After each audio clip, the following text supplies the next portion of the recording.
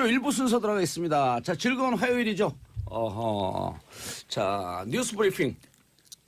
으로 시작합니다. 한겨레 21 기자님 자리하셨습니다. 네, 안녕하세요. 한겨레 21 예, 하어영입니다. 안녕합니다. 예. 안녕한 얘기를 하시죠. 네. 이례적인 일이다. 검찰 의견문 발표. 뭔 얘기예요? 사법기관이 의견을 내는 것은 매우 이례적이죠. 그렇죠. 보통 재판으로 그리고 수사로 보여주는 말한다. 거죠. 예. 검찰이 어제입니다. 서울중앙지검 국정원 수사팀 에서 직접 의견을 냈는데요. 제목 또한 아주 의미심장합니다. 최근 중앙지검 수사팀의 수사 방향과 구속 문제에 관해. 말하자면 그 국가정보원과 국군사이버사령부의 선거 정치 개입 의혹 수사와 관련된 의견문인데요. 의견문 내용을 조금 보시면은요. 국정원과 군의 선거 개입 정치 관여 수사는 국민의 기본권을 침해하고 헌법 원칙을 훼손한 중대한 범죄를 수사하는 것이다. 라고 밝히고 있습니다. 그리고 정보 공작 정치, 이건 국정원을 얘기하는 거죠. 예. 군의 정치 개입 근절을 정치적 입장을 불문하고 국민 모두가 공감하는 과제이며 우리의 역사적 경험에 비춰 특히 군의 정치 개입은 훨씬 중대하고 가벌성이 높은 범행이다라고 밝히고 있습니다. 그러니까 김관진 이미 군사정권은 경험했다라고 하는 얘기가 깔려 있잖아요. 그렇죠. 예. 그러니까 김관진 국방부 장관하고 임관빈 전 국방부 정치실장이 최근에 풀려난 것을 두고 분명한 의견을 낸 겁니다. 이거 풀려난 거 옳지 않아요. 그렇죠. 아니 변호사들 판사들이 그 법조 출입 기자들이 판사들 그 인용 따려고 멘트 따려고 전화했는데 아무도 답변을 안 해드리잖아요. 그러니까 보통은 일반의 법감정이 그 재판부의 의견, 그러니까 법원의 의견하고 이렇게 배치되는 경우가 종종 있거든요. 이번 경우 같은 경우에는 일반의 법감정뿐만 아니라 두명 그렇죠. 연장 한 부장 판사가 한 거 아니에요. 예, 이게 무슨 의미예요? 글쎄요. 일단은 뭐 신광열 부장판사죠. 신광열 부장판사 개인의 어떤 이력에 대한 이야기도 많이 나오는데요. 그거는 글쎄 그거를 확정지어서 이야기하기는 좀 쉽지 않을 것 같고요. 일단은 제 개인적으로 봤을 때는 기득권으로 보이는 세력의 저항이 아닐까 정도로 추정할 수 있습니다. 좀 조심스럽긴 한데요. 김관진 전 국방부 장관 석방되자마자 MB가 SNS에 입장을 발표했잖아요. 그렇죠?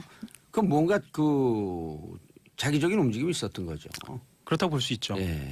저는 그래서 보통 본인이 이렇게 구속적 부심인데 사정 변경 없는데 구속적 부심 신청하겠습니다 하면 변호사들 다 말린대요. 말리죠. 말리고 혼나죠. 그렇죠. 나갈 생각부터 하지 마시라고. 2000년대 2000건 신청했는데 300건이 됐다라고 하는데 2000건 구속적 부심은 전체 그 이 건수의 0.1%도 안 된다는 거예요. 그렇죠. 맞습니다. 그러니까 구속적 부심 사정 변경 없는데 나온 케이스는 역사상 거의 첫 케이스다. 맞습니다. 역사상 첫 케이스고요. 그래서 그런 얘기를 기자가 이제 진행자가 하겠고 하면 어떻게 해요? 역사상 첫 케이스인가까지는 제가 알아보지 못했습니다. 역사상 거의 첫 케이스로 보인다. 거의. 그건 정확한 것 같습니다. Almost. 거의. 그렇죠. Almost. 그래서 그때 재판부가 구속 적부심 심사에서 석방 결정을 할 때 범죄 성립 여부에 대해서 다툼의 여지가 있다라고 이야기를 했거든요. 이것에 대한 보도가 또 나왔습니다. 아하. JTBC 단독 보도인데요. 김관진 전 장관을 석방하면서 그 말씀드렸던 것처럼 사이버사 댓글 부대를 주도했다는 혐의 내용에 다툴 여지가 있다. 이런 내용에 대해서 한번 들여다보니까요. 합참의 군사 전략서와 국방대학교의 보고서에 정부를 비판하는 사람들을 종북 세력으로 규정하고 군이 민간 사이버 요원을 활용해 대응해야 한다는 내용이 확인된 겁니다. 이게 2013년도예요. 그러니까 이미 김관진 재임 시절, 그러니까 김관진 장관 재임 시절에 합참이 합동군사 전략서를 만들면서 사이버 위협을 이때 추가를 했고요. 이것은 국방부 직활기관, 그러니까 국방부 장관 직활기관인 국방대의 보고서에 근거한 겁니다. 조금만 더 들어가면은요. 이 국방대학교는 임관빈 정책실장이 2011년도까지 총장으로 있었던 학교예요. 그러니까 다시 설명드리면 임관빈 정책실장이 국방대학교 총장으로 있으면서 이론적인 근거를 마련해서 정책실장으로 넘어가면서 이 사이버전을 가장한 정치 개입을 주도한 것이 아니냐라는 심증이 분명하게 드러납니다. 임관빈 실장이 거기 그 총장으로 있으면서. 예. 제가 지난번 방송 때도 말씀을 드렸는데 여기서 콘텐츠가 나오고요. 예. 실무는 사이버 사령부에서 하지 않았습니까? 예. 사이버 사령부도 시기가 거의 일치해요. 왜냐하면 2011년도까지 연재욱 사령관이 있다가 예.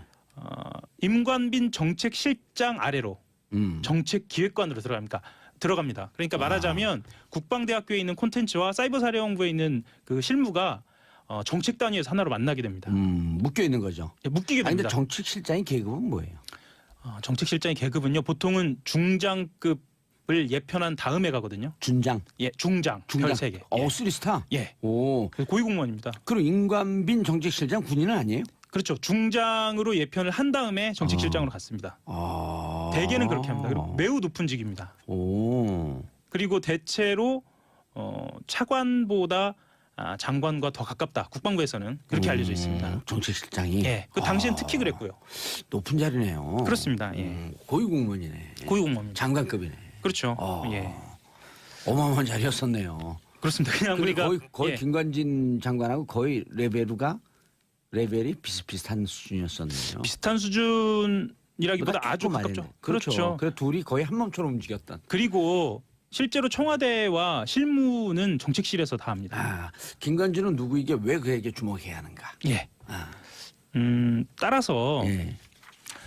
김관진 장관의 말하자면 이게 정치 개입인지 아니면 진짜 사이버 전을 위한 것인지 이걸 따져보는 일은 이미 2013년도에 끝났다. 밝혀져 있는 겁니다. 그러니까 말하자면 그때 얘기를 잠깐 드리면은요. 3년 전에 한겨레 첩보도 나왔을 때 첩보도 나온 사흘 뒤부터 전체적으로 증거인멸이 시작되거든요. 이제 우리가 흔히 말하는 디가우징이라고 하죠. 이 작업이 시작이 되는데 이 작업은 각 사이버사 요원들의 그 컴퓨터에 있는 하드디스크를 삭제하는 것뿐만 아니라 댓글 삭제까지 이루어집니다.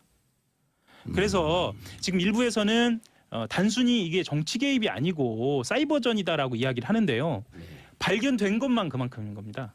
발견된 것만 만여 건이고요. 실제로 지운 것까지 하면 얼마인지는 모릅니다. 그 이태하 심리전 단장에게 이게 문제가 되니까. 그렇죠. 2014년인가 2015년으로 추정이 되는데 국방부에서 압수수색이 들어가잖아요. 그렇죠. 군 검찰에서. 예. 그럼 미리 알려주고. 그렇죠. 알아서 증거 지어라. 그렇죠. 그러니까 그 이태하 심리전 단장이 그 내용 갖고 하소연을 하잖아요. 옥도경한테. 그렇죠. 내가 가만 안 있겠다. 왜 다 해놓고 잘한다고 칭찬해놓고 이제 갖고 우리 그 식구들을 다 죽이냐. 그렇죠. 나만 한 거냐 이렇게 얘기를 하죠. 예. 그래서 기무사도 한 것으로 뒤늦게 밝혀졌죠. 그렇죠. 장관이 지시하고 장관이 잘했다고 박수 쳐놓고. 예. 정치 개입 근거를 조금만 더 들여다보면요. 이거는 이미 그 검찰의 범죄 일람표, 그러니까 옥도경 연재욱 사령관의 범죄 일람표에도 등장하는 건데요. 2012년 11월부터 대선 투표일인 그 해에 2012년 그 해입니다. 12월 19일까지 선거 개입 글이 수백에 수천 건씩 작성됐거든요. 네. 예를 들면 확실하게 준비된 대한민국 1등 대통령 후보 박근혜 후보. 그래서 결국 1등 했죠. 그리고 문재인이 속으면 대문은 북쪽으로 열린다. 이런 내용이 담겨 있었어요. 아주 노골적인 공격이죠. 그런데 대선 직후 그러니까 2012년 12월 20일에는 한 건. 그 다음 날엔 아예 올리지도 않고. 대선 직후에는요. 예.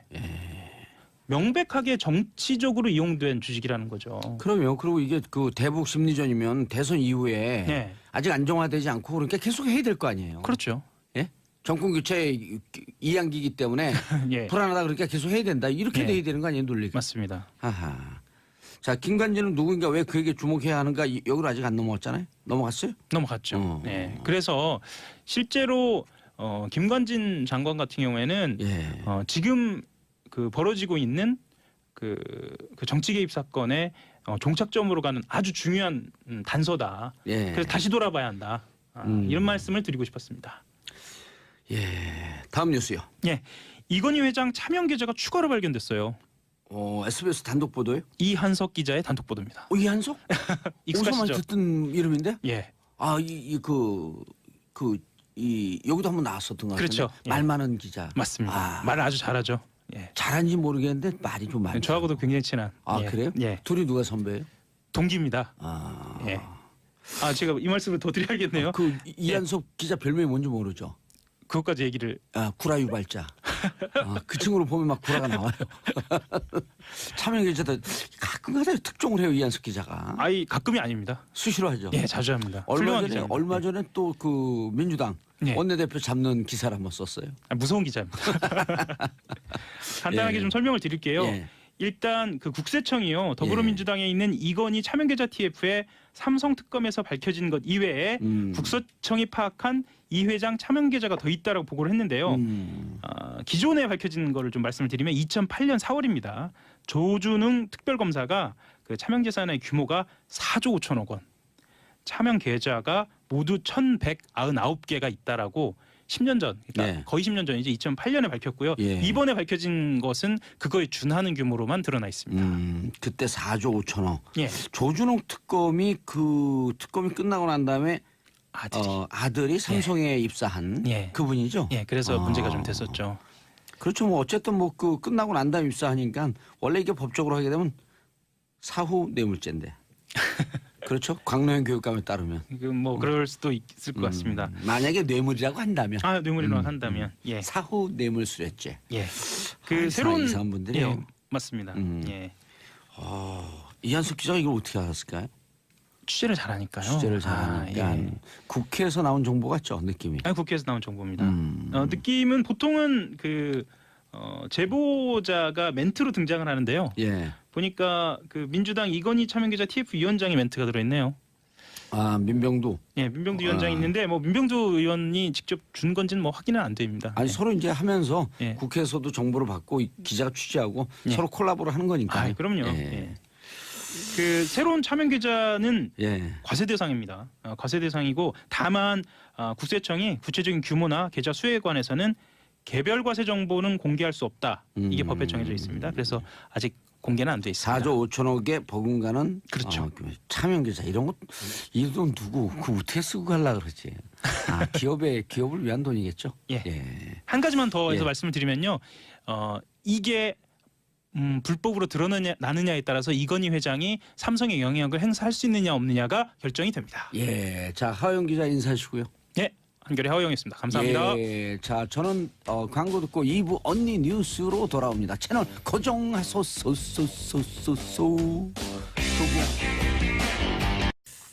정봉재 정치쇼 2부 들어가겠습니다. 언니 뉴스 여성 시각 엄마의 시선으로 뉴스를 고르고 분석해 보았습니다. 자 우리의 대표 언니 양지열 변호사님. 네, 안녕하세요. 이마가 반질반질한 양지원입니다. 진짜 뭐라고 얘기했어? 듣지도 못해서 나 묻느라고. 맨들맨들 같아요. 보석. 이마가 반질반질이라고 했습니다. 아니 맨들맨들. 그래요? 맨들맨들. 예. 오늘은 이상하게 그 자괴감이 처음부터 들어서 왜 그런지 모르겠습니다. 왜요? 내가 이러려고 변호사였나?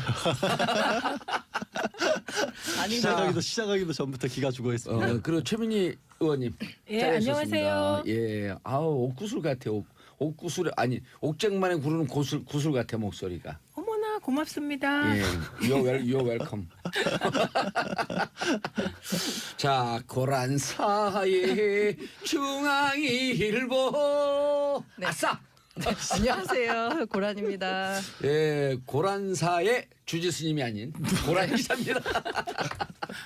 우리 막 다 기죽는 것 같죠. 그러게요. 이상하게요. 이상한데 오늘 날씨가 잠을 그래서 잘 그런지. 주무셨나, 봉도사님? 제가요. 네. 방송만 하면 좋아요. 네. 저는 방송인이에요. 정치인이 아니에요. 착각하지 마세요. 최민희 의원하고 안 친해요. 네. 전 정치인 멀리 할 거예요. 네. 예. 자, 박근혜 전 대통령 마지막 기회도 찾다? 어제 이제 재판이 열렸는데 이제 어제 소환장을 보내서 원래 나오라고 했었죠. 예. 네, 나오지 않았고 한 20분 만에 재판이 끝났어요. 어제 재판도 사실은 42일 만인가 지난달 그렇죠. 16일 날 예. 이제 영장이 재발부가 되면서 더 이상 재판부를 믿지 못하겠다라고 해서 거부 의사 표시를 했고 그래서 42일 만에 열렸는데 사실은 안 나올 거라고 다들 알고 있었죠. 그런데도 불구하고 아니 안 나올 걸 뻔히 알면서 왜 재판은 열고 또 오늘도 안 나올 거 뻔히 알면서 왜 한 번 더 기회를 주느냐라고 생각하시는 분들이 계실 것 같은데 이런 겁니다. 재판부 입장에서는 자 재판에 계속 불출석을 하게 되면 뭐 불이익이라는 표현을 저는 쓰고 싶진 않아요. 다만 당신이 원하는 방향으로 재판이 안 갈 수는 있다. 그렇지 않습니까? 변호인들도 못 만나고 있는데 예. 그 같은 사건이라도 생각하기에 따라 이쪽을 좀 강조해 주십시오, 저쪽을 강조해 주십시오 할 수 있는데 안 나오니 그게 안 되고 결국에는 재판부가 생각하는 방향 그리고 뭐 의뢰인 얘기는 못 들었지만 변호인이 생각했을 때 이 방향이 맞다고 생각하는 방향으로 진행될 수 있다라는 걸 충분히 알려주고 예. 그럼에도 불구하고 난 안 하겠다고 하면 어쩔 수 없는 일 아니냐라고 하기 때문에 그래서 어제도 열렸고 오늘도 아마 어제 이제 계속 안 나오면 걸석 재판할 수밖에 없습니다라고 했지만 오늘도 진행은 안 하고 그럼 앞으로 걸석 재판은 어떻게 할 것인지 검찰하고 변호인들 한번 의견 한번 제시해 보십시오라는 얘기 정도 듣는 걸로 아마 끝날 예. 것으로 보입니다. 아니 재판이라는 의미로 우리 청취자분들도 시청자분들도 들을 때 재판이라고 하는 것은 죄를 진 사람에게 국가 공권력이 벌을 줘야 되겠다라고 하는 판단과 예. 그리고 나는 죄가 없습니다라고 하는 자기 변론과의 싸움 아니에요.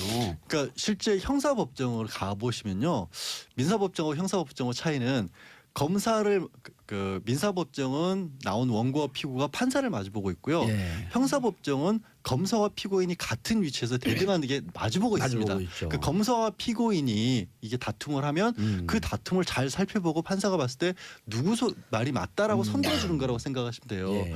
이거는 무슨 옛날 무슨 저 사또가 뭐 일방적으로 끌고 와서 네 죄를 네가 불렸다 이런 식의 재판이 아닌 그렇죠. 거고 예.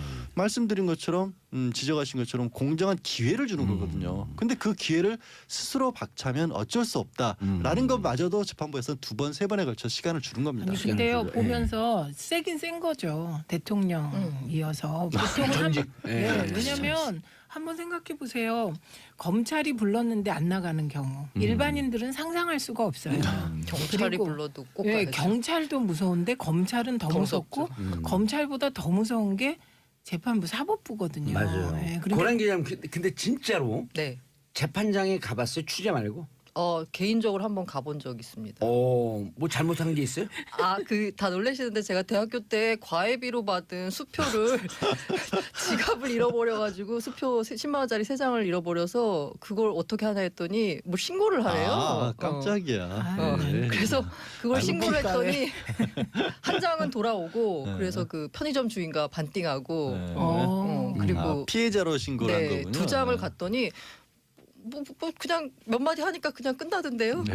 네. 그건 민사법정이었고요. 민사 간 거야 민사. 예. 네. 그래도 법정에 들어가니까 무섭죠. 네, 좀 떨리더라고요. 예. 절차도 복잡하고 어. 괜히 잘못도 그 없는데. 얘기하면서 지금 목소리도 떨려요. 네, 그때 맞아요. 추억 때문에. 네, 잘못도 그러니까 없는. 막 그 재판이 진행되는데 대학생 때는 출석을 안 하는 건 어쩔 수 상상할 수 없어요. 있겠냐고요. 우리는 그런 재판장에 들어가면 피겨 스케이팅 선수 같아. 막 이렇게 기분 좋아서 빙빙을 돌고. 프로 피고인? 하여튼 그럼 판사가 눈빛을 못 쳐다봐요. 이런 피고인들이 있으면 변호사들이 정말 힘듭니다. 사실. 좀 쫄아야 돼요, 그죠? 그렇기도 하고, 예, 맞습니다. 위축이 위축이 돼야 돼버리는데 그리고 깎여. 예, 그래야 이렇게 피고인들이 위축이 된 모습을 보여야 변호인들이 보십시오라면서 판사한테 정말 반성하고 있습니다 이런 얘기도 하는데 네. 피고인이 피겨스테이지에서 춤추고 있으면 이거 어떻게 해야 되나 아니요, 근데 옆에서. 봉도사님은 이제 민주화 운동하다가 그렇죠. 예. 그다음에 그렇죠. BBK로 들어가다 예. 보니 뻗대야죠. 그러니까 봉도사님 케이스는 본인이 잘못한 게 없다라고 기본 마인드를 갖고 계셨기 때문에. 근데 대한민국 그 피고인들은 그냥 다 잘못하지 않았다 그래요. 다 잘못하지 않았다. 박 전 대통령도 마찬가지죠 아니, 지금. 그래 잘못했는데 날 또 감옥에 놓냐 이거 박 전 대통령도. 감방에 가면 제일 그런 게 다 무죄예요. 예. 그리고 벽에 제일 많이 써 있는 게 유전무죄, 무전유죄. 예. 그리고 또 하나 뭔지 아세요? 이 또한 지나가리라. 그다음에 가사 제목이 써 있어요. 나가거든. 나가거든. 그게 나가거든요. 그냥 출소. 생생한 증언이에요. 저로서는 네. 이제 마침 겪어보지 못한 일이라 막상. 자 그럼 걸석 재판을 계속 진행하면 이제 오늘은 걸석 재판을 어떻게 진행할 것인가라고 하는 것을 협의한다. 그렇죠. 그러니까 순서가요. 이게 피고인이 정당한 이유 없이 출석을 안 한다라고 생각이 되고 또 더 이상 앞으로 강제로 끌어오기도 어렵다라고 생각을 하면 재판부에서 이제는 걸석 재판을 하겠습니다라고 선언을 합니다. 그러면 검사와 변호인에게 앞으로는 어떤 식으로 방향을 진행할 것이냐. 특히 이제 이번에는 국선 변호인 5명이 이례적으로 선출이 됐지 않습니까? 선임이 됐지 않습니까? 예.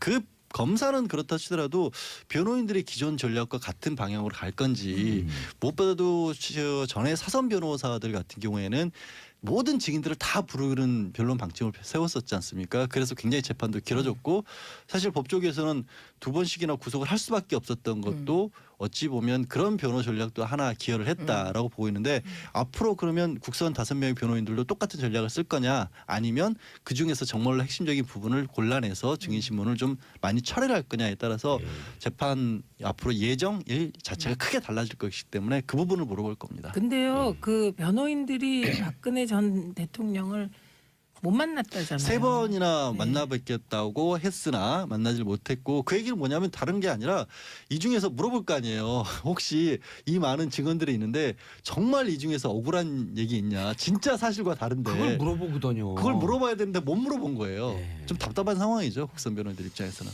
그렇죠. 그리고 재판부도 이분들 비장한 심정으로 재판하기 전에 매 재판에 임할 때마다 네. 억울한 사람이 없도록 그렇죠. 그다음 국가 공권력이 무시당하지 않도록. 이 중에 제일 국선 변호인이라고 하지만 제일 변호사 경력이 긴 분은 31년 변호사를 하신 분이에요. 뭐 6년 차부터 31년 차까지 5명이 있고요. 또 사실은 되게 혼자 하면 많이 억울한 일이 억울하진 않아요. 사실 국선 변호인 5명이 일을 하는데 왜 억울하겠어요. 근데 이 경우 박 전 대통령의 경우는 최순실 씨가 공범으로 돼 있잖아요. 최서원 씨가. 그러니까 거의 많은 부분이 그 재판에서 같은 법정에서 다퉈지고 있어요. 그래서 혼자 뭐 국선 변호인에서 만나지도 않고 변론을 받는다고 특별하게 달라질 상황은 아니라고 보여요. 그리고 동시에 또 삼성 이재용 그렇죠. 부회장의 항소심 재판도 진행되고 있고요. 뇌물과 관련해서는 가장 크게 다퉈지는 부분이 예. 이재용 재판인데 그 부분에 엄청난 화력이 집중돼 있지 않습니까? 그렇기 때문에 예, 뭐 크게 달라진다, 꼭 뭐 변호인단이 바뀌어서 불이익하다라고 볼 상황은 좀 아니지 않은가 싶습니다. 오늘인가 어젠가 한 언론사에서요. 예. 이재용 부회장을 가까이서 봤더니 참 인품이 넘치더라. 그런 기사를 썼는데 무슨 한 편의 소설책을 읽는 것처럼 감동적이었어요. 그러니까 이게 가끔 우리가 이제 하는 말로 언론 플레이라는 걸 얘기를 하지 않습니까? 그래서 정말로 굵직한 인물들이 그 교도소에 이렇게 들어가면 그런 그 프로젝트가 진행이 되는 모양이더라고요. 그러니까 변호사가 법정에서 하는 거 말고 외부로도 우리 피고인은 들어가 있을 분이 절대 아니다라는 예. 작업들이 이루어지는데 그건지는 모르겠어요. 저는. 그것과 또 비슷한 것도 있었잖아요. 최근에 김관진 참군인. 참군인의 그리고 표상. 눈빛까지. 예. 눈빛. 그리고 김정은이 가장 좋아할 것이다. 김관진이 들어가 있는 것을. 그리고 석방되니까 이제 김정은이 안 좋아하는 일이 벌어졌다. 아니 근데 퇴직한 떨릴 군인이 것이다. 들어가 있는데 김정은하고 무슨 상관이에요? 그분이 그러게 퇴직을 말이에요. 했는데도 여전히 그럼 군을 지휘하고 그거 있나요? 우리가 어제 농담 비슷하게 얘기했는데 김정은이 그런 거를요 확인하지 않고 쓰면 그거 허위사실 유포예요. 그거 확인하면 뭔 줄 아세요? 국가보안법. 그렇네. 확인하니까. 그렇네. 그참 이상한 언론이에요. 그러게요. 김관진 전 장관 새로 별칭이 붙으신 것 같은데 참치군인이라고. 왜요? 참 정치군인이라는. 오늘 네. 오늘 한 건 참치군인. 네, 참치군인이라. 한 건 했어. 고란 기자님 웃겨요. 아, 네. 감사합니다. 금방 우리가 어떤 행동 보였는지 알죠? 웃었어요. 웃겨서. 뭐지 이거? 뭐지? 고 기자님 또 눈 동그래지셨는데. 자 다음 뉴스 최민희 의원님 임신 중절. 네. 네, 예, 청와대 가능. 청원 예. 사이트에 이제 낙태죄를 폐지하자 이런 용어도 청원이. 바꾸자고 대통령께서 그랬다는 거 아니에요? 그렇죠. 왜냐하면 예. 낙태죄라는 건 그 자체가 되게 범죄가 그렇죠. 되잖아요. 그래서 그렇죠. 그냥 임신 중절로 임신 바꾸자 중절. 그렇게 얘기를 했고요. 그래서 이게 20만 건의 청원이 넘어가면 이게 이제 청원에 대해서 청와대가 답을 해야 되는데 조국 민정수석이 몸소 나와서 예, 답을 했습니다. 그래서 이제 이 임신 중절에 대한 공론화가 진행될 것 같아요. 예, 근데 이제 이 자료를 쭉 보니까 우리나라의 임신 중절률이 굉장히 높아요. 네, 그냥 일반적으로는 그 가임기 여성의 2명 중에 1명은 임신 중절 경험이 있다. 이렇게 일반적으로 나와 있고요. 그리고 이제 다른 나라에 비교해도 굉장히 높은데 요거를 찾아보니까요. 미국이 의외로 임신 중절률이 낮아요. 네, 미국도 낮고 노르웨이도 낮고 제일 낮은 나라가 네덜란드입니다. 근데 네덜란드는 이제 낙태율이 8.5%인데 굉장히 낮은 거예요. 그래서 앞으로 이제 이 공론화 과정에서 공론화가 진행되겠지만 우리 언니 뉴스는 이 제도를 어떻게 만들면 낙태율이 주냐, 임신 중절률이 주냐 이 차원에서 네덜란드 사례를 조금 살펴보겠습니다. 네, 네덜란드는 그 임신 24주 이전에 낙태가 전면 허용되어 있는 나라입니다. 보통 그 기간은 12주, 18주, 24주 이렇게 잡더라고요. 그렇죠. 그런데 임신 24주면 굉장히 그것도 허용적인 거예요. 예, 다 전면 허용되어 있고 그런데 10대 임신율과 낙태율이 세계 최저입니다. 10대의 경우도. 그래서 이게 왜 그런지 찾아봤더니 이 나라는 이미 1984년에 임신 중절을 합법화했고요.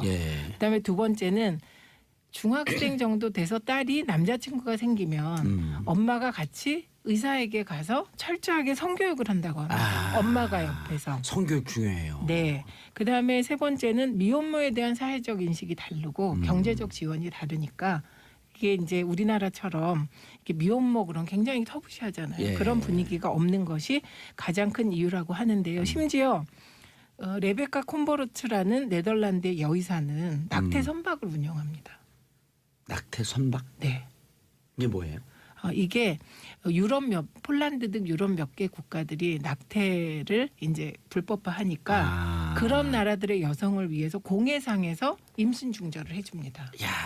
네, 근데 이분은 한때 이제 그린피스 선박의 주치의도 했다는데 이게 여성의 성적 자기 결정권과 행복 추구권을 위하여 공해상에서 낙태 선박을 운영하기도 한다고 합니다. 그런데 우리나라도 보니까요. 임신 중절이 형법으로는 금지되어 있는데 모자보건법으로 예외 조항이 있더라고요. 그렇죠. 예, 그 예외 조항 첫 번째가 이제 장애가 있는 경우입니다. 이런저런 신체적, 정신적, 유전적 장애가 있는 경우. 두 번째는 전염성 질환이 있는 경우. 세 번째는 강간이나 중강간에 의한 임신. 원하지 않는 네 번째는 혈족이나 인척.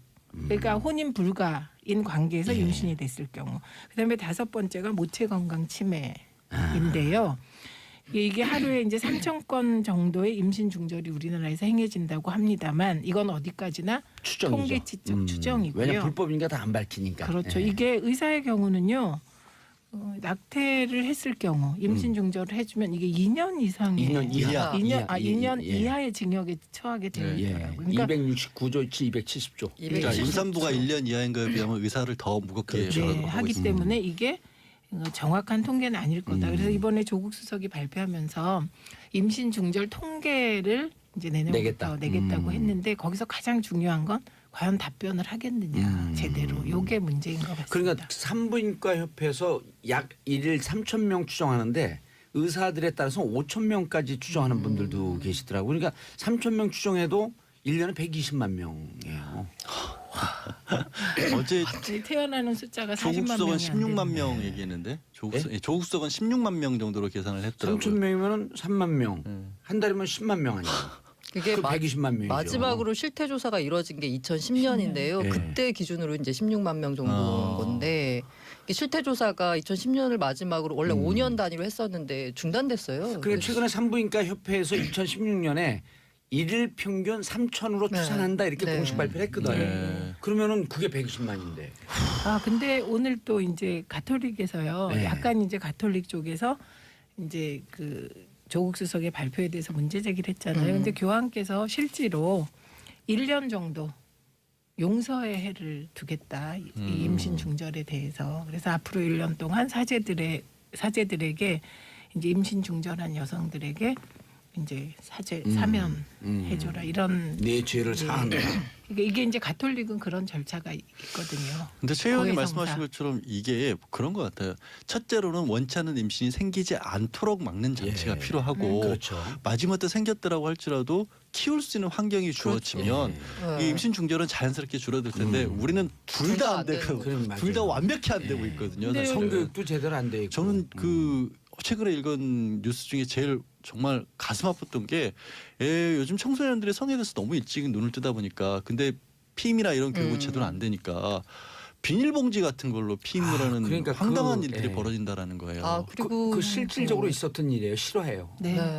그러니까 뭐 화장실에서 애를 낳았다고 이런 뉴스들이 그렇게 많이 많았죠. 나왔죠. 근데 비닐봉지 또 그리고 풍선도 사용하면 되는 거예요. 그래서 건강을 이게 해치기니까. 오히려 이제 우리가 이런 얘기를 할 때 주목해야 될 것은 청소년들이 임신을 할 경우 돈도 없고 아무것도 없잖아요. 그러니까 이제 진짜로 그 무허가 불법 낙태에 노출되는 겁니다. 그 건강이 네. 그래갖고 완전히 평생 그 그렇죠. 건강이 망가질 수가 예, 있잖아요. 세계적으로 연간 약 7만 명이 이게 잘못된 낙태로 인하여 숨진다는 통계도 있습니다. 그러니까 저는 이게 여러 가지 이제 논의가 앞으로 있겠습니다만 가장 중요한 건 청소년 성교육인 것 같고 예. 저도 이제 생각을 해봤어요. 저도 딸이 이제 고2거든요. 그러니까 2000년생이에요? 아니 우리 딸이 네. 네, 2000년생이 딸이. 네. 우리 그런데 딸도 2000년생이에요.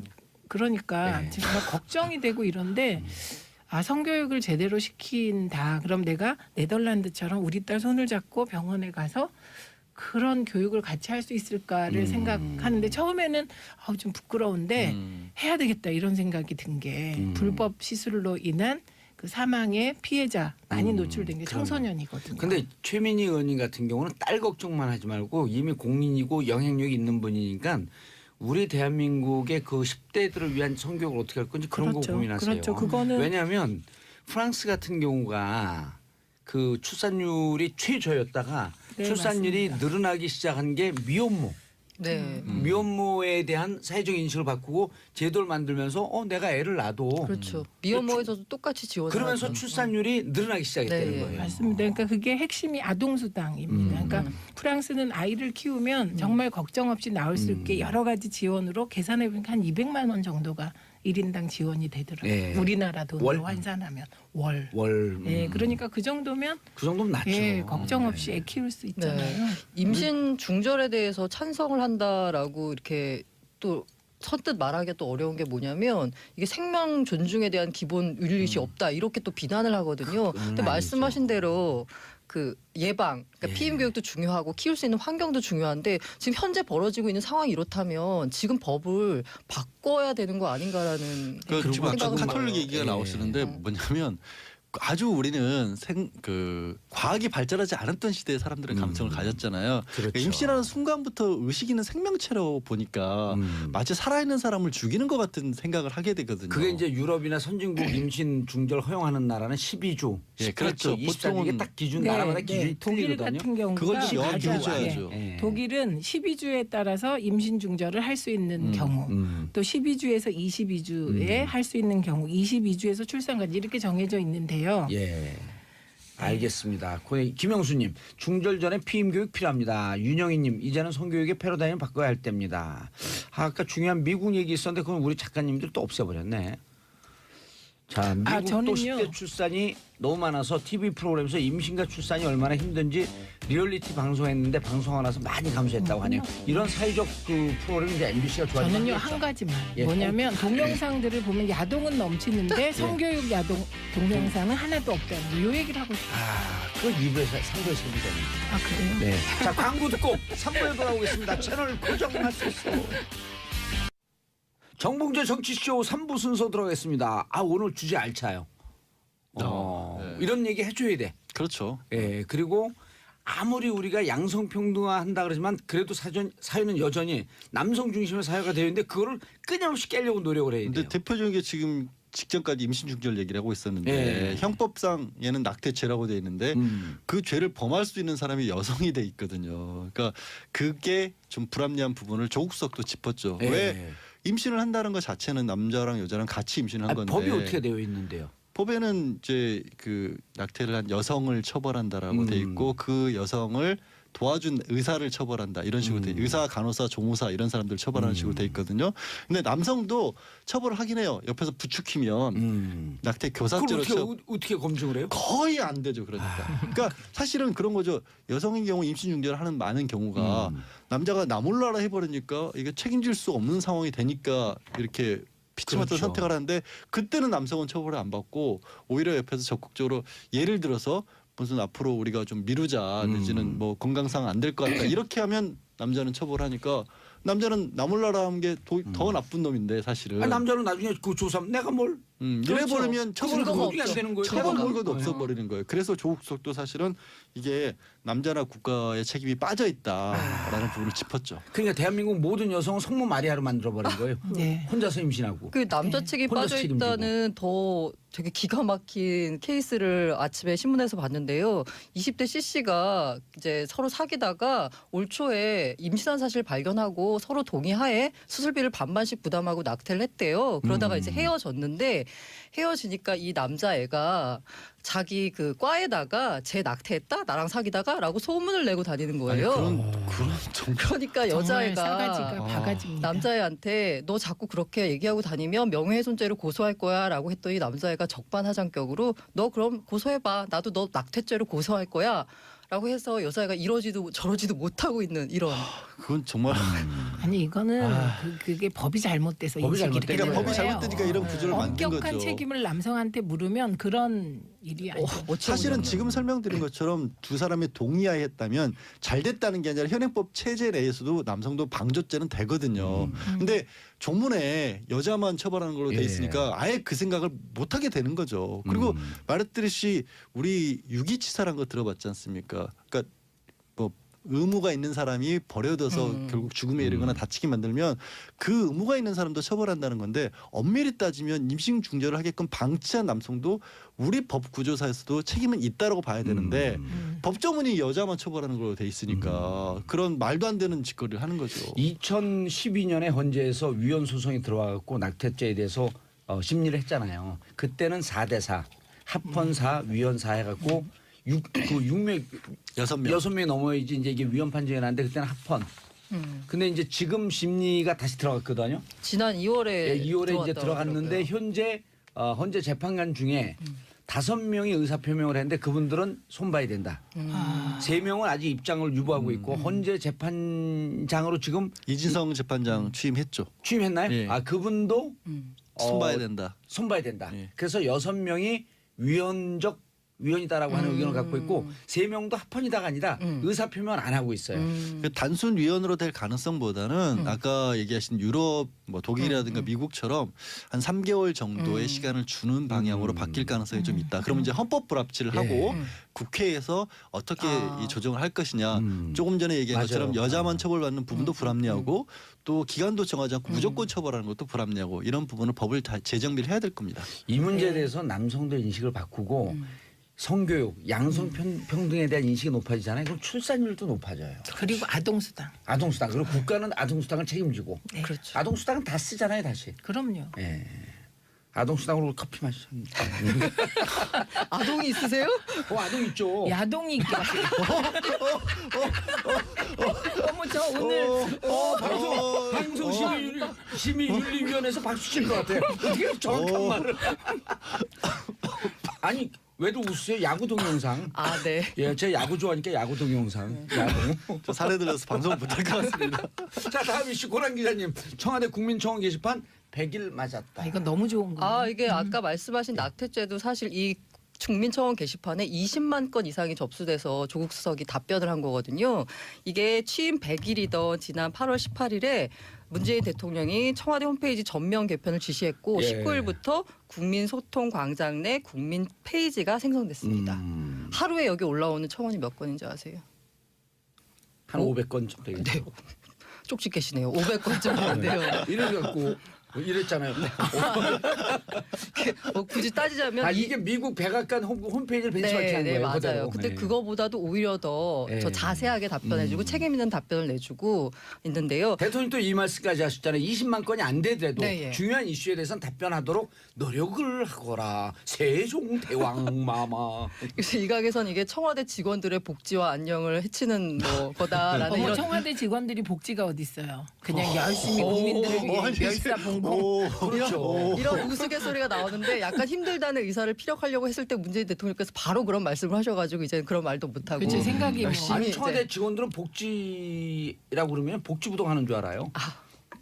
그러니까 제가 저기 최신문심 네. 그래서 그 최근이 아니라 지금까지 20만 명 이상 추천을 받은 청원이 4건 있거든요. 예, 소년법 폐지. 네, 그렇습니다. 1번이죠. 그렇죠. 그다음에 조두순이 조두순 조두순 출소 반대. 그러니까 제일 많은 숫자가 조두순. 50만. 그게 50만이 넘었죠. 그다음에 말씀하신 낙태죄 폐지가 있고요. 최근에 가장 핫한 권역 외상센터 추가 지원 이국종 청원. 교수. 네. 권역외상센터 이국종 교수가 그분. 분통을 터뜨리는. 네. 이렇게 4개가 있고요.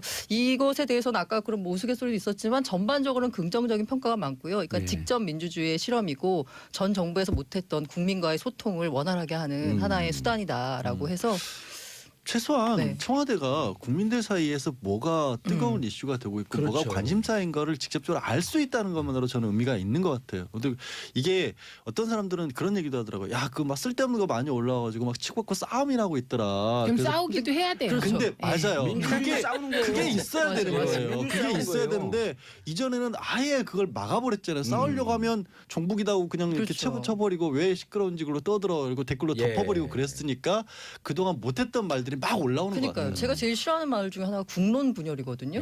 국론은 국론이 좀 분열되면 어때요? 분열됐다가 국민은 통일되는 건 독재 국가예요. 아니 근데 국론이 분열됐다가 통일되는 과정이 민주주의적 절차죠. 그렇죠. 예. 아니 민주주의는 이렇게 예를 들면 제일 좋아요. 피리 안에 바람은 충돌해요. 그래야지 아름다운 소리가 나는 거예요. 피리 바람이 한 방향으로 가잖아요. 그 아름다운 소리가 안 나요. 그 출처가 어딘가요? 저요. 바이 BJ. 그요 피리 바람이 한 군데로 가는 게 삑살이 난다고. 오늘 야동의 삑살이 날려. 야, 네, 오늘 좀 두 분 뭐- 아주 멋진 예. 말들을 그냥 막 아니, 쏟아내서 오늘- 그냥 아니, 심의 오늘- 규정에 좀 오늘 문제가 그냥 최민희 의원님 작두 타셨어요. 그냥 아니 계속 그러니까 타세요. 30년 케미. 네. 30년 좀 더 되지 않았나? 32년. 32년 케미. 자, 그런데 그래서 이거 반대하는 분들한테 이렇게 물어보면 돼요. 네. 그럼 우리 국민들이 정말 지역에 있는 국민들이 정책으로 뭔가 좀 제안하려면 어디다 얘기해요? 그럼 구의원이 누군지도 모르죠. 그렇죠. 지의원이 누군지도 모르죠. 그럼 국회의원 전화하면 안 되죠. 그럼 어디다 얘기하죠? 국회의원이 선거 전엔 전화를 잘 받는데. 그렇죠. 그죠? 선거 와중에만 받아요. 아니 그리고 최민희 사실 의원 같은 경우는 항상 받고. 네. 이거 전에 혹시 애니타임. 신문고라는 아, 그거 있었죠. 아시죠? 예. 근데 있는데 그 약간 유명무실한 게 아무리 올려도 반응이 답변이 없어요. 없어요. 아, 그건 반응이 있어요. 국민권익위 신문고가 있었고 올리면 해당 부처로 돌려줘요. 맞아요. 그래서 그게- 해당 부처에서는 잠깐만 기다리세요. 어. 해당 부처로 돌려드릴게요. 돌려주고 해당 부처에서는 뭐 어쩌고 저쩌고 해서 그건 우리가 답변할 사안이 아닙니다. 근데 검토 중에 문제는 있습니다거나. 대부분의 신문고에 왜 올리냐면 해당 부처의 얘기를 해도 안 통하니까 맞아요. 신문고에 맞아요. 올린 거거든요. 그러니까 무한 반복이었어요. 축구 용어에서 축구는 이렇게 주고받고 패스해야지 그게 민주적인 축구거든요. 근데 어떤 사람이 이기적인 사람은 계속 혼자 몰고 가요. 아 그걸 혼자 단독 몰고 가. 단독 드리블이라고 드리블하는데 하잖아요. 잘 하지도 못하면서 하다가 뺏길 때쯤 되면 패스하고 뺏겨요. 그래갖고 그런 사람들한테 뭐라 그러는 줄 알아요? 쟤한테 패스하면 20년이 가도 돌아오지가 않는다고. 단독 플레이하는 사람한테. 그리고 그러니까 우리나라 진다고? 그 전에 신문고가 한 번 질문하면 20년이 지나도 답변이 안 오는 거야. 그러니까 이렇게 답변을 하고 이게 참여 민주주의 예, 그럼요. 실현이죠. 그리고 촛불 정신 구현이고요. 그리고 국회도요. 이렇게 청와대가 이런 걸 해갖고 정책적으로 반영하려고 하면 국회도 더 긴장해요. 행정부가 저렇게 하는데 국민의 대의기관이 우리가 사실- 대의민주주의를 그렇죠. 살리기 위해서 더 열심히 해야 돼. 이게 상호 긴장 상태에서 경쟁하는 건데 국민들만 행복해지는 거죠. 그 조두순 청원 같은 경우가 저는 이제 변호사다 보니까 어쩔 수 없이 이건 안 된다는 말씀만 많이 들었는데 안 된다고 해서 그게 끝나는 건 아니라는 그렇죠. 거죠. 그러면 어, 앞으로 비슷한 사례에서는 어떻게 할지 막아야 된다는 것도 있고 제가 요즘에 실제로 형량들을 보면 뭐 살인죄라든가 아동대상 범죄 같은 걸 보면 불과 한 5, 6년 사이에 엄청나게 강하게 됐거든요. 아. 그건 여론의 힘이에요. 과거에 그러니까 살인죄 같은 게 15년, 17년 나오던 게 요즘 25년으로 10년이 늘어났거든요. 맞아요. 그게 정말로 언론과 여론의 힘이에요. 그러니까 현장에서 느껴요. 그거를. 아니 그리고 과거에 전두환 군사독재 정권 시절에 보안감호라고 하는 게 자기들 권력을 유지하기 위해서 이른바 이제 반대하는 세력을 잡기 위해서 이제 그런 걸 썼지만 그렇죠. 사회 감호라고 하는 게 지금 이 시점에서 독재 정권이 아니기 때문에 성범죄나 이런 등등에 대해서 한번 고려해 볼 수 있지 않을까 이런 논의가 논의가 시작되는 거예요. 거예요. 예. 과거에는 네. 밑보이면 이제 형법으로 예를 들어 징역 10년 해놓고 보기 싫어 그러면 앞으로 보안 치료가 더 필요해서 10년 더 가도 이렇게 보안감호하면 됐었거든요. 10년 더 가둬놓는 거거든. 그게 청송교도소. 네. 그래서 없앴는데 네. 이제는 아니다. 이젠 그런 시대는 지났으니까 말씀하신 것처럼 치료 용도를 위해서라도 이 사람을 더 그렇죠. 살펴볼 필요가 있다. 물론 강제 수용이 아닌 뭐 치료가 더 병행이 그리고 돼야겠죠. 조두순 문제도 2020년 출소하잖아요. 네. 출소하는데 지금 사회 감호 제도나 이런 게 도입이 논의가 되었고 만약 통과가 되면 그런 법에 대해서는 소급 적용에 대해서 또 사회적으로 논의를 해볼 필요가 있는 거예요. 조두순 나오는 게 너무나 불안한 사람이 있잖아요. 그렇죠. 지금 신원 공개도 안 돼 있고 전자발찌만으로는 불안하다고 하고 하니까. 예. 시문자님 신문고 신호위반 속도 위반에 대한 반응은 칼같이온데 우리 시문자님 같은 분 때문에 우리가 살아요. 이렇게 또 아주 깨알 같은 이 디테일이 좋아야 돼. 예. 자 다음 뉴스. 네, 제가 준비했습니다. 이거 제 전문이라서요. 예. 이게 근데 혹시 왜 목소리가 그렇게 네. 손해 보셨어요? 아니요. 아니 한번 있어 보이느라 쫙 까는데 왜 깔아. 그러세요? 아, 네. 아우. 혹시 전문가니까. 예, 그 가수 박정훈 씨 혹시 아, 아세요? 다시요. 모르시는 분들. 아니 다 알죠. 알죠. 이 알죠. 뭐 여기는 다 어느 알죠. 오늘 같은 밤. 맞아. 그거 할까봐 제가 가만히 있었는데 고 기자님.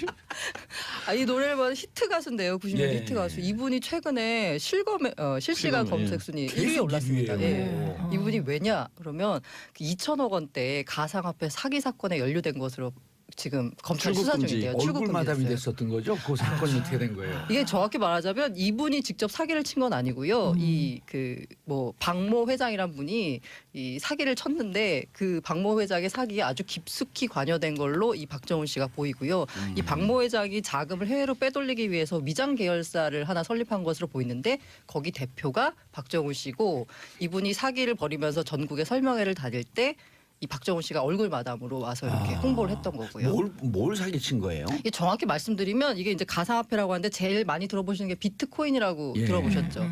그게 시가총액이 가장 큰 가상화폐고요. 예. 2위가 이더리움이라는 겁니다. 이더리움이 높진 않지만 제일 많이 거래되고 있는 거죠. 뭐 그렇진 가격대는 제일 않습니다. 높진 않던데. 가격대는 좀 높지 않죠. 예. 지금 비트코인이 우리나라 시세로 오늘 보니까 한 1,100만 원쯤 되고요. 1,112만 원이요. 방금 확인했습니다. 네. 안타까운 게 연초에는 120만 원이었는데 이렇게 예. 뛰었습니다. 네. 그리고 그 이더리움 같은 경우는 지금 한 54만 원, 55만 원대. 55만 원대 예. 이 정도의 거래대가 있고요. 근데 이더리움이 연초에 2만 원이었어요. 그런 말씀하시면 네. 근데 이분의 사기는 뭐냐면 이 이더리움을 뭐 팔겠다 이런 게 아니라 그 가상화폐를 얻는 방법이 두 가지가 있습니다. 하나는 이제 직접 거래소 같은 데서 사는 사는 거고요. 거. 이게 가장 일반적이고 하나는 채굴이라는 방법이 있거든요. 이 채굴이 말이 채굴이지 쉽게 말하면 엄청나게 많은 컴퓨터를 돌려서 일종의 그 복잡한 연산식을 풀면은 그 보상으로 가상화폐가 주어지는 거거든요. 근데 지금 현재 말씀드리면 비트코인은 채굴이 거의 불가능하고요. 너무 어려워서 그래서 이건 전문 채굴업자들이 하는 거고 국내에서 많이 한다는 채굴이 바로 이 이더리움입니다. 이건 이제 PC를 사서 하면 되는 거거든요. 근데 이분이 한 게 뭐냐면 이 채굴기를 파는 다단계 사기였습니다. 그러니까 채굴기 이른바 PC를 파는 거죠.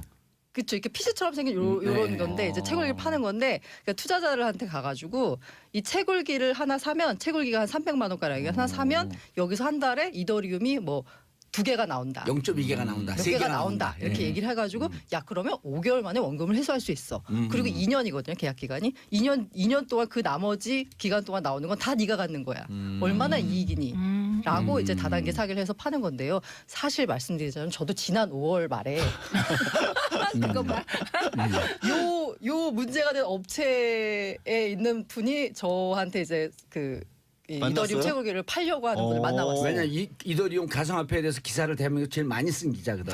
고란 기자가. 돈 많이 벌었겠네. 아니 뭐 그렇진 않고요. 어쨌든 그래서 그래서 만났는데. 이제 후배가 저한테 물어보는 거예요. 선배 이거 괜찮은 거예요라고 물어봐서 저도 이제 채굴기. 호기심에 아니 도대체 이게 뭐지 하고 가봤더니 그 원리는 그렇고요. 근데 원리만 놓고 보면 맞는데 구조가 이상한 게 왜 그 사람이 나한테 채굴기 하나를 보면 그 사람한테 돈이 20%가 떨어져요.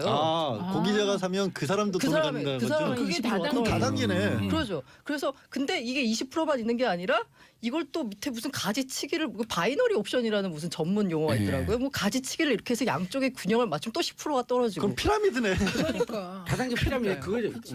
그래서 너무 이상한 거예요. 그럼 내가 사는데 결과적으로 이 사람한테 한 30%가 떨어지는 거잖아요. 그러면 이게 너무 말이 안 되는 그러면 거잖아요. 이제 고란 기자가 그걸 산 다음에 또 고란 기자가 그 중간 팔아. 에이전시가 되고 예, 다른 사람에게 그렇죠. 팔고 예. 그럼 나한테 또 30% 떨어지니까 아니요. 다단계 그게 그 마력이 아주 전형적인 방법이네. 네. 그리고 이더리움이니 비트코인이 어려운 것 같지만 사실은 딱 내용은 옛날에 아프리카 금광이랑 똑같은 얘기잖아요. 그렇죠. 그게 뭐냐면 그래서 이름도 친구. 예.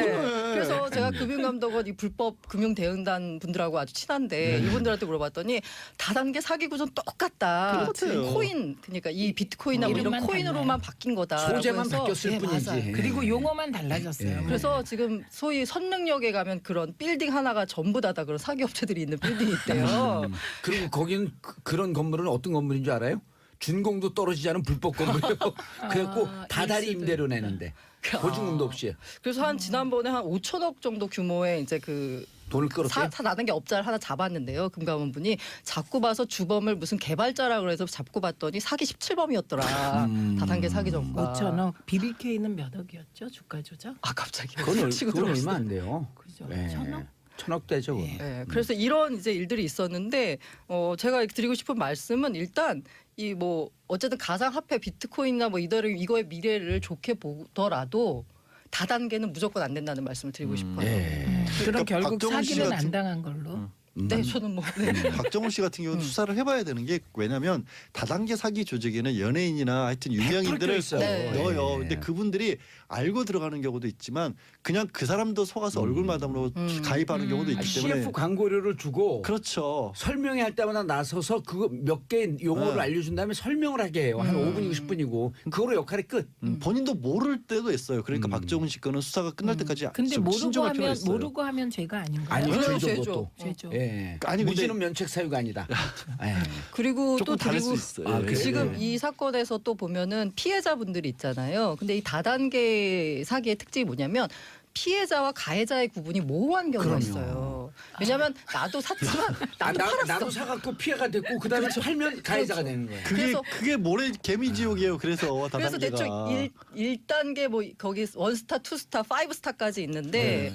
그 대충 이게 사람들이 이미 파이브스타 한국 내 사업자들 3명은 이미 구속이 됐고요. 네. 그다음에 이 회장이라는 이 양반은 미국 시민권자예요. 아. 그래서 미국으로 지금 날른 상태고요. 미국 그리고 그러니까. 이게 더 수사가 어려운 게 뭐냐면 이 회사 본사가 미국 네바다주에 법이 돼 있다는데 또 캘리포니아 등록돼 있다고 하여간 네. 그 미국에 등록된 회사예요. 근데 한국에서 수사하기 어려우니까 일단 잡기 쉬운 한국 사업자들부터 잡아들였는데 이 회장을 잡기는 이게 쉽지가 않은 상황이고 오늘 댓글들 왜 이러세요? 오늘 댓글 정말 자, 샵 1035 짧은 문자 50원 긴 문자 100원인데 고은주님 선릉점 다단계 업체 진짜 많아요. 저도 거기서 3일간 강등당하며 근데 이거 오늘 체험한 분들이 많아 주로. 이분은 빠져나왔다는 얘기잖아요. 네. 네. 근데 못 문제는 빠져나와요. 3일 정도 감금당하면 그 사이에 세뇌를 당해서 맞아요. 아, 거기 네, 빠져드는 분이 되게 많아요. 그리고 3일 세뇌 당하고 난 다음에 제일 먼저 누구를 대상으로 하냐면 가족을 대상으로 네. 해요. 가족이 제일 쉽거든요. 그럼 가족 부모님한테 얘기하면 너 그 미쳤다고 빨리 빠져나왔냐 나와야 된다 그러면 부모님이 이해 못한다고 싸워요. 그렇죠, 맞아요. 저는요 진짜 다단계 무서워요. 친척이 해갖고 뭐 이상한 침대 뭐 엄청 샀어요. 특히 할머니들 예, 네. 할머니들 근데 돈 지금 있잖아요. 이 코인 다단계가 특히 문제되는 게 뭐냐면 금감원 관계자도 얘기한 게 이게 지금 현재 다단계로 잡기가 애매한데 아무튼 유사수신으로 잡아야 되거든요. 예. 그런데 유사수신을 잡으려고 하면 이 코인 업체들이 이 코인을 통해서 무슨 말도 안 되는 되도 않는 물건을 사게 하는 식으로 하면 이게 유사수신이 안 되는 거예요. 왜냐하면 실물이 있기 때문에. 그래서 이거를 사실 이 업체도 제보가 7월 뭐 6월부터 계속 접수가 되는데 안 되는 게 이게 채굴기 실물을 파는 거잖아요. 그러니까 실물을 내가 뭐 2만 원짜리 200만 원에 샀다라고 하더라도 실물을 팔았기 때문에 이걸 사기로 하기가 모호한 상황이라서 그러니까 지금 그게 뭐냐면 터질 때까지 가상화폐가 기다리는. 우리나라에서는 정식 금융거래 대상이 아예 아니다 보니까 법에서 빠져 있는 거예요. 흠결이 생긴 거예요. 아니 그러니까 이 법에 대해서 규제를 하든 네. 인정을 하든 일본은 가상화폐를 자산 가치로 인정하겠다고 선언했거든요. 네, 예. 선물 거래도 하겠다고. 네, 예. 미국도 이제 시카고 선물 거래장에 올라왔나요? 12월 둘째 주에 올라간다고 합니다. 올라간다고. 네. 그러니까 이미 자산 가치로 인정을 했는데 우리가 이게 뒷북치고 있는데 우리나라 그 가상화폐 거래소가 세계 1위예요. 네. 거기 근데 하루 법적으로는 거래대금이 아예 없는 존재예요. 법적으로는 아니에요. 통신 거래량이- 판매 아, 통신 업자입니다. 판매 업체. 하루 거래량이 그러니까 금융거래로 6조 5천억까지 가서. 6조. 아니 코스닥을 뛰어넘었어요 이미. 그러면 이거 국회의원들 뭐 최민희 의원님 왜 제가 국회- 현역이 아니라 이런 일이 벌어지는 거예요. 자 그래서 최민희 의원님 현역처럼 네. 자유한국당 연일 김병숙 여사에게 견제고 날리는 이유가 정말 이상하죠. 어허. 이게요. 요새 혹시 들어보셨어요? 인이보다 쑥이. 여사돌. 여사도 이것 때문입니다. 예, 유쾌한 지난달까지 정숙 문재인 대통령의 지지율이 70% 이하로 떨어졌을 때도 김정숙 여사 지지율은 70%였습니다. 그래서 이게 그 김정숙 여사 인기가 치솟으니까 거기를 이런 일이 때려야 벌어졌죠. 된다. 예, 그리고 이게 역대 영부인을 이렇게 때린 경우 전무했다는 거. 예, 근데 이게 이제 그 자유한국당의 막말남매가 있습니다. 이 홍준표 대표하고 유여의 최고가 서로 또 막말하면 경쟁하고 아니 견제하면서 막말 남녀라고 기분 나빠요. 막말 삼촌 조카. 네, 그래갖고 스피디하게.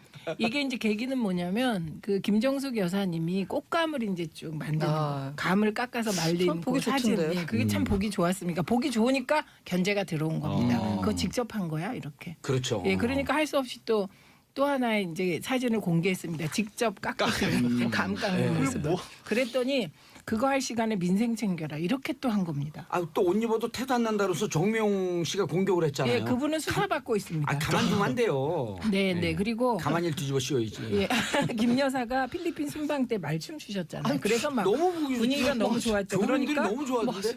예, 서민들이 살기 힘든데 웬 막말이냐. 이렇게 홍준표 대표가 대표도 쳤어요 말렸습니다. 지난번 대선 때. 그렇죠. 그리고 장제원 의원은 북한의 핵도발과 미사일 협박이 전 세계를 분노시키고 있는 시점에 외국에 나가 말춤 췄냐 이렇게. 뭐 인상 찌그리고 앉아 있어요. 아니 말이 정유라 탔잖아요. 그러니까 국민들에게 적폐청산의 일종의 시그널이었다.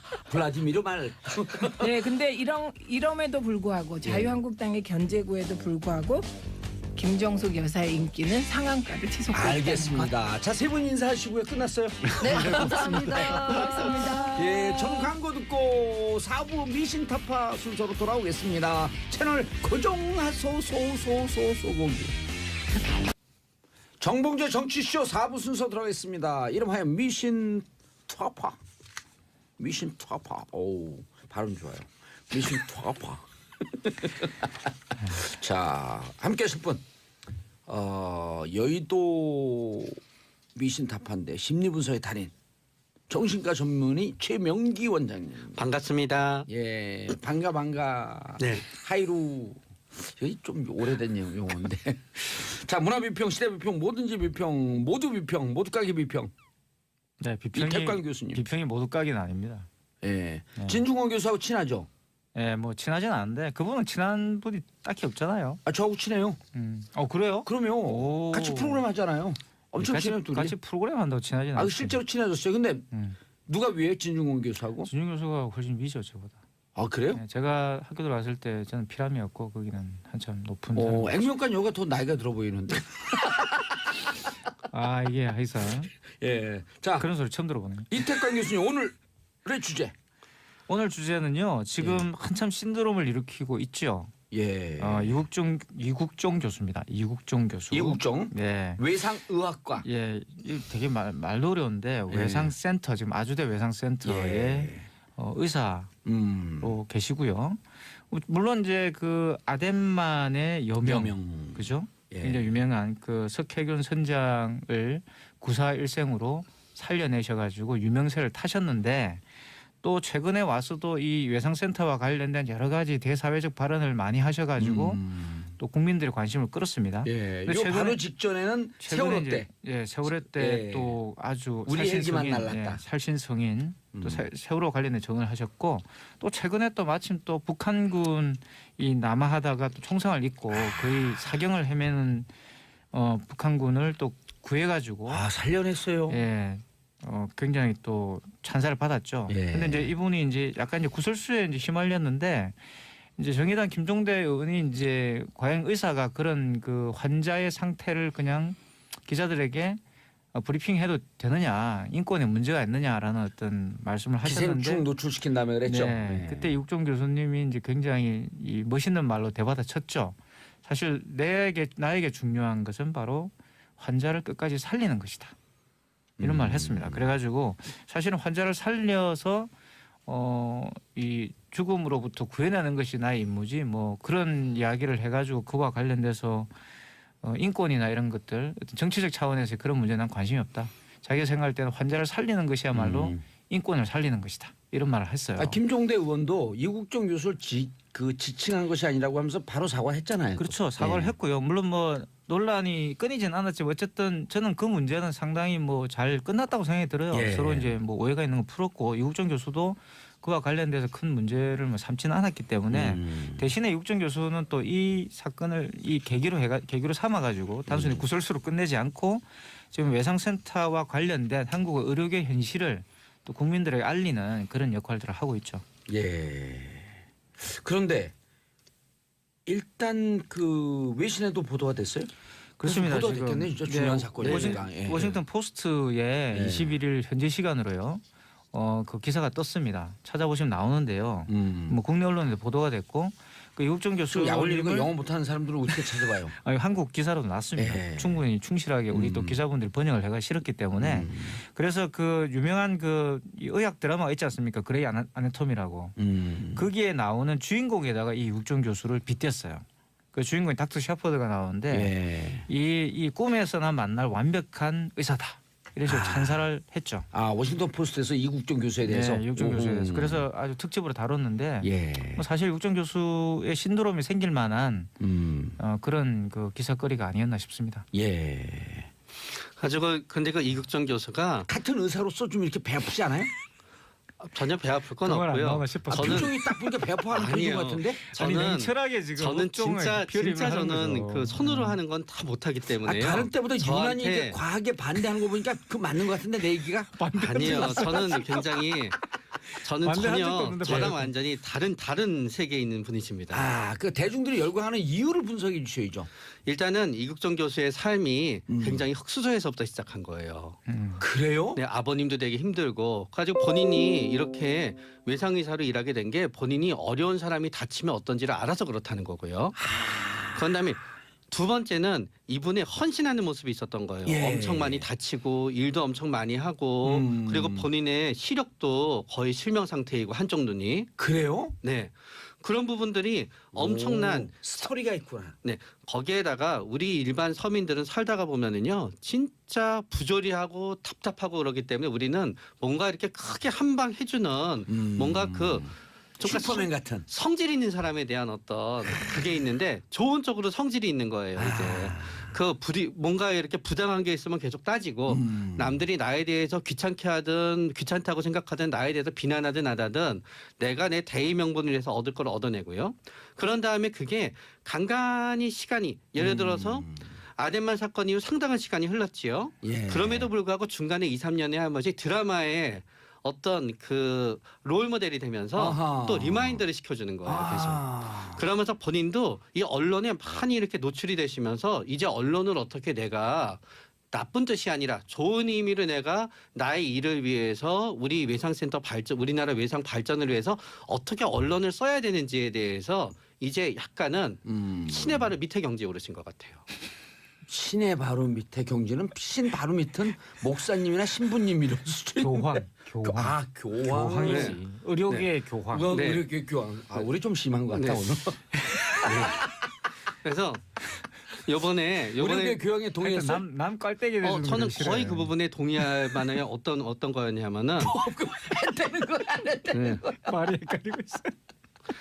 손석희 앵커랑 이렇게 예. 그 얘기를 하는데 우리 방송국 얘기해주면 안 돼요? 꼭 타 방송을 그렇게 그러니까 얘기해. 아니 근데 이상하게. 이 질문을 던진 게 손석희 앵커만 던져서 그래요.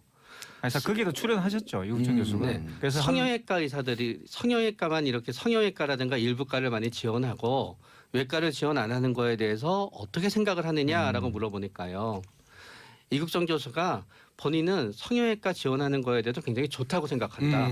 사람들을 그렇게 예쁘고. 그렇게 만들어줄 수 있는 것도 엄청난 재능이다라고 하게 되면서 굉장히 넓은 마음을 표현해 준 거예요. 그거는 이제 본인이 얼마나 무게감이 있는 위치에서 어떻게 대해서 본인이 얘기하고 본인의 얘기를 사람들이 어떻게 받아들일까 전부 다 파악한 상태에서 얘기를 하는 어떤 지점이거든요. 아 우리 작가분들이 이래 예리한 것을 가끔씩 적어줘. 대체로 쓸데없는 걸 많이 적는데 요럴 땐 진짜 예리하단 말이에요. 자 의사란 직군이 대중도 이제 선망을 하면서도 한편은 불신 또 병원의 갑질 어마어마하잖아요. 예? 사실 의사가 이제 최근에 물론 많이 나아졌습니다. 저도 예. 병원에 가보면 그런데 예전에 비해서는 이국정 교수가 나아졌는데 일반 대중들이 네. 감정이입을 하면서 이야 하고 열광하는 이유는 그렇죠. 좋은 성질이 있어. 그건 내가 성질이 없어서 문제인가 이렇게. 단순한 성격 문제는 아닌 것 같고 의사가 원래 우리가 삼사라 그랬지 않습니까? 예. 그죠? 그래서 굉장히 전문 직종군 중에서도 대중의 선망을 받는 직종이죠. 예. 3사가 뭐예요? 그러니까 판사, 의사. 의사, 예. 검사, 예. 뭐 변호사 그럼 4사. 다 사네. 어쨌든 뭐 자세히 잘 모르겠어요. 갑자기 그러니까 기억이 안 나네. 근데 의사가 확실히 들어갑니다. 그게. 변호사. 근데 그냥 판사급이잖아요. 예. 그러니까 무슨 말인가 그러면 굉장히 선망도 있으면서 또한 불신도 있어요. 물론 뭐 제가 말씀드린 한국의 의료계가 굉장히 지금 노력을 많이 해가 대중 친화적으로 바뀌었습니다. 지금 가면은 다 맞아요. 어디 아, 아프시고 여기 서비스 좋아요. 설명 다 해주시고 예. 다 하시고 예전에는 설명 안 해줬어요. 예전에는 그냥 뭐 이상한 영어 단어 몇 개 이야기하고 뭐 약 주면 끝이잖아요, 그죠? 누세요로 주사 받고 있고. 근데 이제는 설명 다 해줍니다. 물론 많이 나아졌지만 그럼에도 불구하고 대중들은 여전히 이제 불신, 거리감 이런 게 있는데 오히려 이국종 교수는 역설적으로 말하면 그러한 그 불신이나 거리감을 없애주는 역할을 하고 있다는 예. 거죠. 그러니까 대중의 편에서 우리 의료계의 굉장히 좋은 점들 또는 의료계에 있는 의사들이 얼마나 노력하고 있는가를 보여주고 있고요.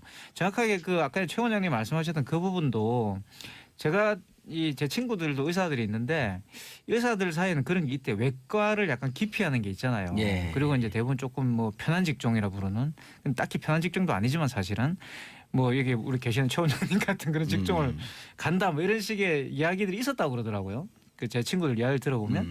그런데 말씀하신 이국종 교수는 그런 식의 어떤 편견에 기대기보다는 그런 일들도 굉장히 중요하다.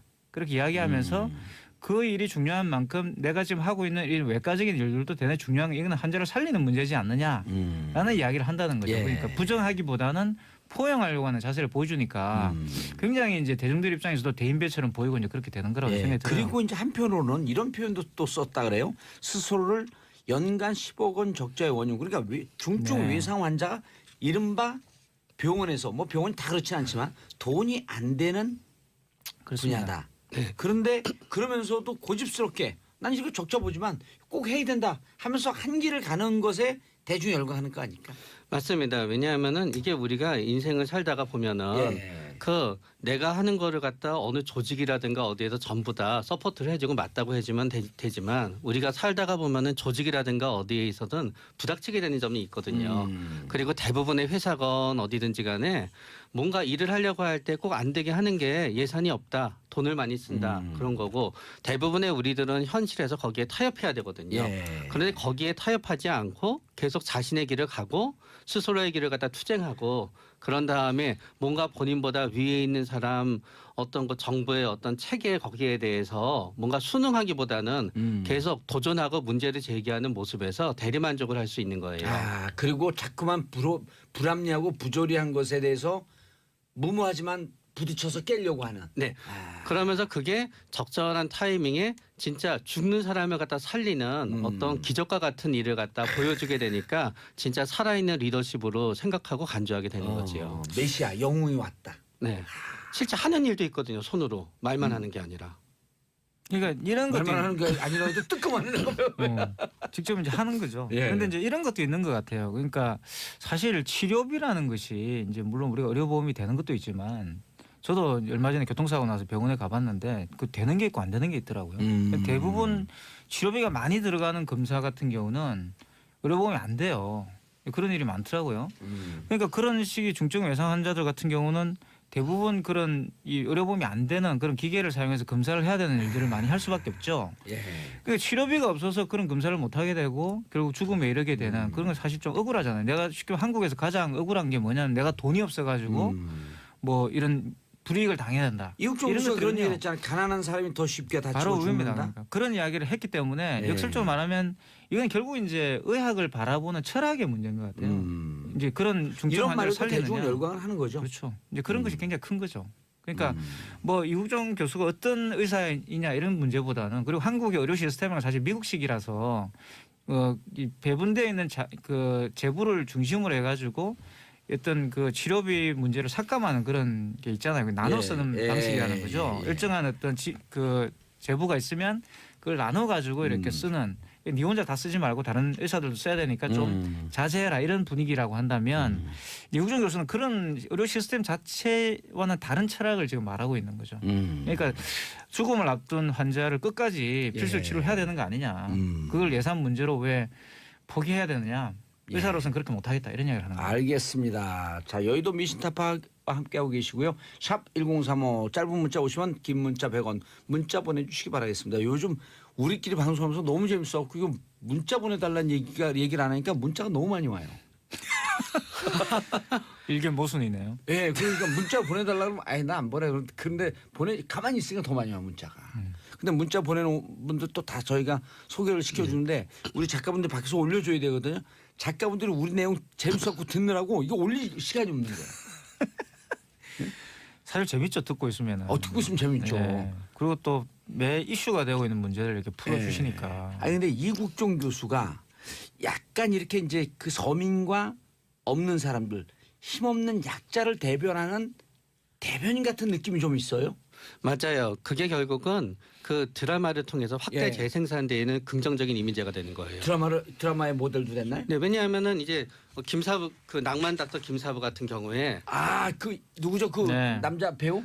한석규 씨가 한석규. 했지요. 오. 여기서 보게 오. 되면은 육정 교수 모델이죠. 네, 얼핏 보면은 오. 메디컬 드라마인 것 같지만 예. 사실은 결국은 휴머니즘이에요 일종의. 그렇죠. 부자들이 뚫고 들어와서 먼저 수술하려고 하는데 네. 그거를 갖다 안 지켜준다든가 음. 아니면은 가난하지만 힘든 사람에 대해서 똑같은 혜택을 베풀기 위해서 부자들이 왜 나를 갖다 먼저 해주지 않느냐라고 했을 때 전혀 굽히지 않는 모습을 갖다 보여주면서 이 시대에 뭔가 정의가 살아있다는 것 갖다 보여줌으로써 문의는 메디컬 드라마지만 사실은 굉장히 사회 드라마를 만들었거든요. 예. 비슷하게 여기에 있어서도 결국 이 수술한 사람들이 만약에 이국정 교수가 무슨 재벌 회장이 갑자기 사고가 나서 왔는데 그 사람을 갖다 살려냈다는 감동보다는 이 사람은 진짜 북한의 귀순병이고요. 예. 아무것도 없잖아요.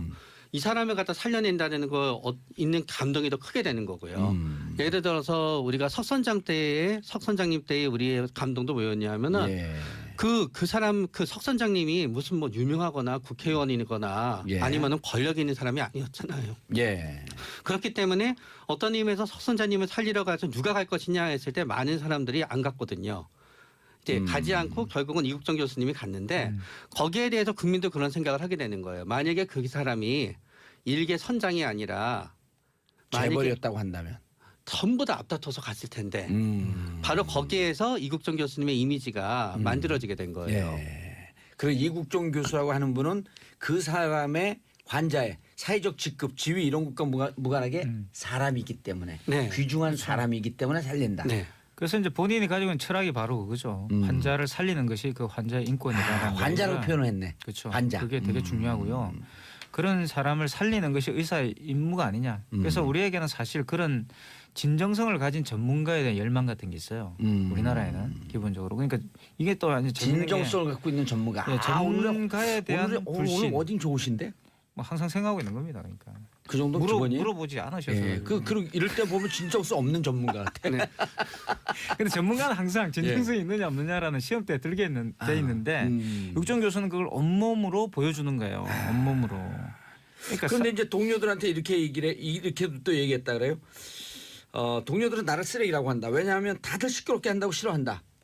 근데 저도 이제 이분이 15분 강연을 하는 거 봤어요. 근데 울먹울먹 하는데 진정성이 있을 뿐만 아니라 자꾸만 이렇게 중증 외상센터 같은 경우가 우리 사회에서 병원에서도 돈 안 되니까 밀어내는데 이런 게 필요하다라고 얘기하는데 저는 어떻게 느꼈냐면 이런 건 시끄럽게 떠들어야 된다.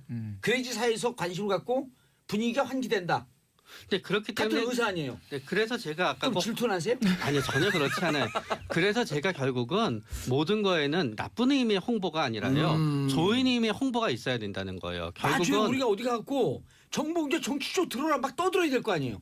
그렇죠. 그래야지 결국은 필요한 예산을 갖다 확보하게 되는 거고요. 필요한 예산이 가난한 사람한테 쓰일 수 있는 건데 그거를 위해서 어떤 의미에서 진료만 하는 의사도 중요할 수도 있지만 본인이 사회적 영향력이 있었을 때 본인의 어떤 위치를 통해서 사회의 어떤 반응을 불러일으킬 수 있고 그게 환자한테 돌아가게끔 일정 부분은 이니셔티브를 갖다 줄 수 있는 의사도 굉장히 중요한 거고요. 근데 제가 주위에 성형외과 의사분들을 많이 알거든요. 같이 이제 모임도 하고 그러는데 너무 이렇게 부정적으로 볼 수 없는 게 이국정 교수 얘기도 생각나는데 우리가 같이 모임 하면 7-8명 하는데 7-8명이서 술 먹는 양이 한 4병쯤 먹어요. 7-8명이. 뭘로 4병을 먹어요? 소주 4병이면 각자 반 병쯤 되잖아요. 그게 아니라 그 한 병을 갖고 8명이 나눠 먹고 저 혼자 3병을 먹어요. 이분들이 술을 한 잔도 안 해. 그 왜 합니까? 술을 먹으면 손이 떨려서 수술에 지장을 받고 네. 그렇게 되면 환자에게 지장을 줍니다. 하는데 너무너무 존경스러운 거야. 맞아요. 그냥 단순히 돈 버는 문제가 아니라 환자를 위해서 자기 삶을 최선을 다해갖고 네. 거기 맞추려고 노력하는 모습. 네. 왜냐하게 되면은 술을 마시게 되면은 어느 한계가 넘어가게 되면은 그 다음 날 영향을 줄 수도 있거든요. 네. 그렇기 근데 때문에 최명규 원장님 술 많이 드세요? 아니요, 전 별로 안 마셔요. 아 계속 감정이 안 빠지네. 그래서 이국종 교수님이 예. 사실 뭐 굉장히 제 입장에서는 그런 겁니다. 그러니까 자기의 분야에 대한 집요한 그런 전문성, 그게 그죠? 또 그에 대한 대중이라고. 욕망이 있잖아요. 그냥 내가 진짜 제대로 된 의사가 되고 싶다는 것과 예. 또 공적인 문제, 사실 그런 외상센터 맞아요. 지원 이런 것들은 개인 병원이나 또 이렇게 개인이 할 수 있는 게 아니거든요. 예. 국가가 나서서 해줘야 됩니다. 복지적 차원에서 예. 그런 부분들을 건드려주고 있다는 거예요. 개인의 끊임없이. 사적인 욕망과 어떤 공적인 문제가 이렇게 연결될 수 있도록 끊임없이 노력하고 있다는 거, 이런 것들이 굉장히 돋보이는 것 같아요. 알겠습니다. 8024님 이국종 교수님 응원합니다. 1616님 요즘 같은 시대의 의인이라 할 수 있다고 생각합니다. 정신과 마음이 치유가 되는 기분이 들어서요. 또 이런 얘기를 정치쇼에서 해주니까 따뜻하잖아요. 좋네요. 네. 1247님 환자를 돈이 아닌 말 그대로 환자로 보시는 이국종 교수님 고맙고 감사합니다. 최명규 원장님도 고마워요. 이런 걸 잘 풀어주시잖아. 근데 질투가 나는 건 아니겠죠. 그럼요. 제가 할 수 없는 걸 하고 계신데요. 왜냐하면 이게 진짜로 우리가 다른 의사들 이국종 교수를 설사 비판한다고 하더라도 개인적 질투심에서 비판하는 그렇죠. 게 아니에요. 그분들도 충분한 이유가 있고. 네. 그리고 비판하고 찬성하고 이러면서 사회가 발전하는 거 아니에요? 근데 뭐 이번에 여러 인터뷰를 통해서 음. 거의 비판을 잠재우신 것 같습니다. 그런 다음에 또 의료계의 어떤 궁극적인 모순에 대해서도 어떤 공통 관심에 대해서 공통 해결책을 많이 제시해 주시고 그래서 많은 의사들이 고맙게 생각합니다. 대부분의 의사가 거의 모든 의사가 지금은 이국종 교수님의 이런 어떤 발언이라든가 취지에 대해서 공감하고 있습니다. 사회적 문제점에 대한 환기. 네. 최명규 원장님이 이렇게 얘기하니까 훨씬 더 귀에 쏙 그렇습니다. 들어오고 설득력이 있어. 같은 의사 입장에서. 사실 과거에 이제 허준이라는 드라마가 있었잖아요. 예. 허준의 어떤 21세기판 강림이 아닌가 싶기도 하고요. 좀 오늘 좀 계속 보니까. 세요. 그런가요? 아까 한우님 밑에 교환. 한 번 더 해보려고. 근데 허준을 보시면 아시겠지만 그때 굉장히 허준 드라마 예. 인기가 있었는데 사실 굉장히 이런 의사를 기다리고 있었다. 그러니까 아까도 생각이 듭니다. 자기가 아파봐갖고 아픈 사람 안다. 네, 그런데 네. 그게 동의보감에 이런 얘기가 있거든요. 선병자 후 의원이다. 그렇죠. 지가 아파봐야 그러니까 의사가 제대로 된 의사가 된다. 양이지만 그런 어떤 한의학의 어떤 그런 예. 정신도 구현하고 있다는 생각이 드네요. 알겠습니다. 정경심님 이국종 의사쌤 같은 분이 많으셨으면 좋겠어요. 저도 최명규 원장님 좋아요. 언제 한번 개인 상담 받으러 가보고 싶어요. 알겠습니다. 두 분 인사하시고요. 네, 감사합니다. 예, 저는 내일 10시 5분에 다시 돌아오겠습니다. 평화를 사랑하는 대한민국 국민 여러분 감사합니다. 땡큐 피스 코리아.